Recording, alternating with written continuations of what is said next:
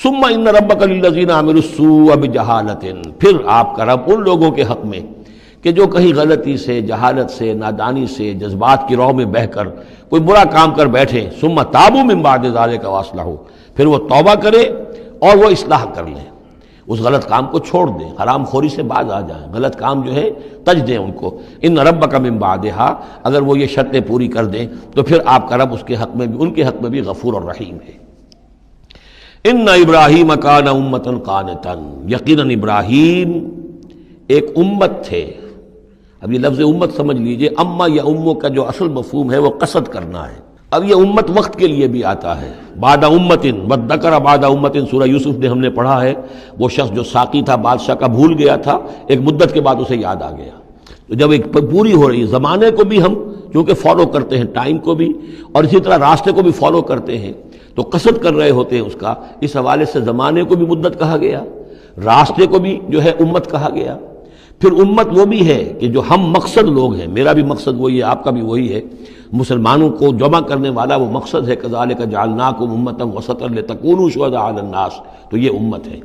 اسی طریقے سے گویا کہ ایک راستہ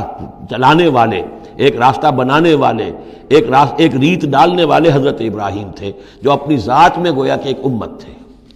ان ابراہیم کان امۃ قانتا، فرما بردار، للہ حنیفا، اللہ کے فرما بردار اور بالکل یکسو، ولم یکن من المشرکین، اور وہ ہرگز مشرکین میں سے نہیں تھے، شاکرا لانعمہ،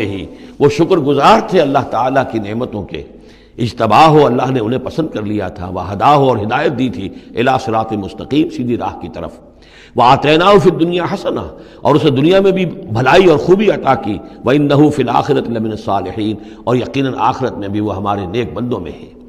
ثم اوحینا الیک، پھر ہم نے وحی کی آپ کی طرف اے محمد صلی اللہ علیہ وسلم، ان اتبع ملت ابراہیم حنیفا، کہ پیروی کیجئے ملت ابراہیم کی یکسو ہو کر، وما کان من المشرکین، اور وہ ہرگز مشرکین میں سے نہ تھے۔